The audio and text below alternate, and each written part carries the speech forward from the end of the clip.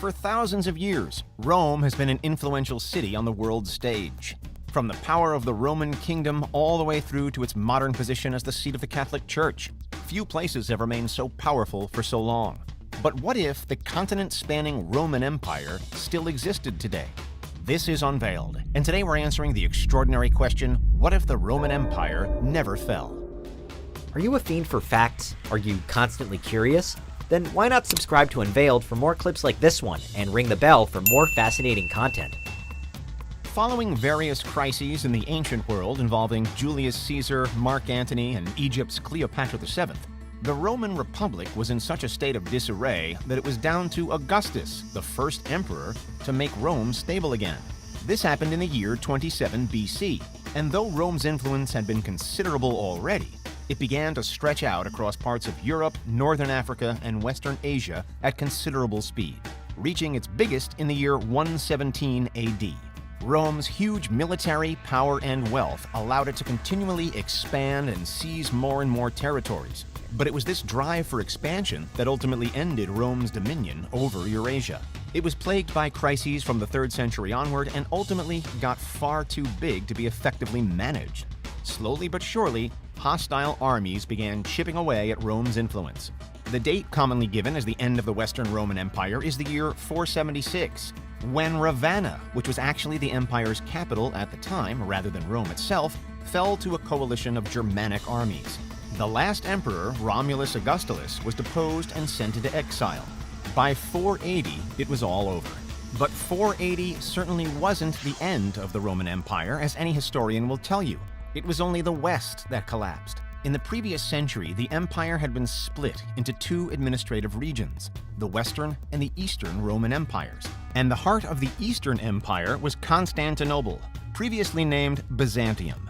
The Byzantines, as they're known today, would control a huge part of the world for the next millennium, until the falling of the Ottoman Empire in the late 15th century, when the walls of Constantinople, modern-day Istanbul, were finally breached. At its height in the 6th century, the Byzantine Empire had a similar sphere of influence to its predecessor. The Byzantines controlled parts of Africa, Greece, and Turkey, as well as stretching into parts of the Middle East. They were generally the Christian arm of the Roman Empire after Constantine the Great converted to Christianity in the 4th century. It's often been claimed that after the fall of the Western Roman Empire, the entirety of the Western world was plunged into darkness, losing the advantages that the Romans brought to the world. From the way their society was ordered to numerous inventions. The subsequent period in human history is called the Dark Ages.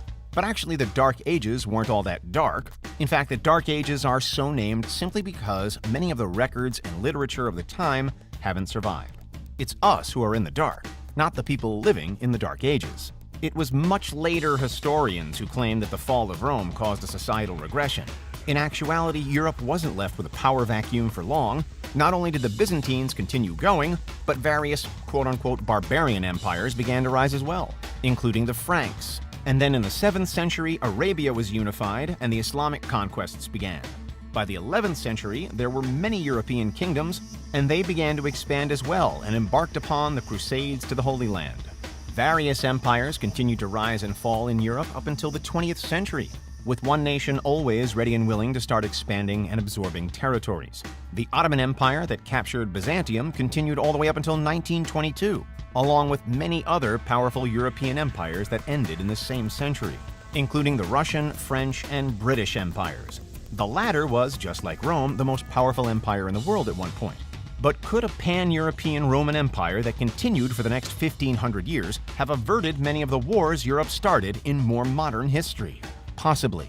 The deadliest conflict in human history was World War II, and it was directly caused by the First World War, with the countries involved forging similar alliances all over again.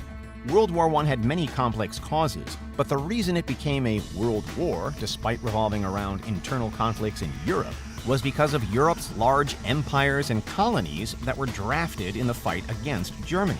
The same is true of World War II. In fact, many of the former British colonies that fought in World War II did so on the agreement that after the war ended, they'd finally be granted independence. And this is largely what happened, with the breakup of the empires post-World War II leading to the end of colonialism in this form. But if Rome had been able to keep control of Europe, it's possible not only that both world wars would have been avoided, but that many other conflicts involving various European nations would have too. This includes wars like the 100 Years' War in the late Middle Ages between the kingdoms of England and France, and the Crimean War in the 19th century between the Ottoman Empire and Russia. In fact, with a Roman autocracy controlling Europe, it's doubtful that Europe's monarchies would have been able to form in the first place. This includes the British monarchy, as there was no king of all England until as late as the 10th century, and no unification between England and Scotland until James I ascended to the English throne as well in 1603. It's a similar story in France, with Philip II being the first king of France in the late 12th century.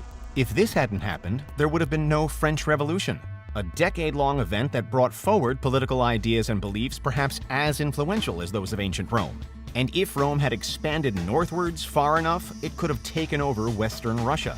This means not only that the Russian monarchy and the Tsar also may not have been founded, but there would have been no Russian Revolution to create the Soviet Union, and therefore no Cold War with the United States. And would the United States exist at all? Such a powerful Rome would undoubtedly have attempted to cross the Atlantic at some point, but would it have taken over the New World like the Spanish conquistadors and the English Puritans? It's not just Christianity that a world-spanning Roman Empire would have affected. The fall of Rome predated the foundation of Islam by 2 centuries. If Rome spread even further into Africa and the Middle East, it could have hindered the birth of Islam, today the second largest religion on earth. Since the Islamic Golden Age gave us all kinds of incredible inventions like algebra, the windmill, and even the basis of modern chemistry, perhaps a more powerful Rome would have led to a true Dark Age in the early medieval period. At the very least, Islam would look completely different and could be less influential. Of course, despite all that could have been lost, there have also been some benefits. The Romans did bring lots of advancements to the parts of the world that they conquered, particularly by building infrastructure like roads and aqueducts. The reality, however, is that even if Rome hadn't fallen when Ravenna was seized by Germanic mercenaries, it would have eventually. As powerful as the world's many empires have grown, they've all ended at some point or another, whether that's from collapsing under their own weight, like Rome, or being conquered by another more powerful empire like Byzantium. So it's highly unlikely that the Roman Empire would have been able to exist for 2,000 years. If nothing else, a stronger Rome leading to even stronger trade links along the Silk Road could have meant that the plague, when it swept through the world in the 14th century, could have killed even more people, possibly destroying Rome without the need for any rival power. The collapse of the Western Roman Empire came after centuries of political turmoil and decline, but Rome's influence has never wavered for long and continues today regardless. But that's what would happen if the Roman Empire never fell. What do you think? Is there anything we missed? Let us know in the comments, check out these other clips from Unveiled, and make sure you subscribe and ring the bell for our latest content.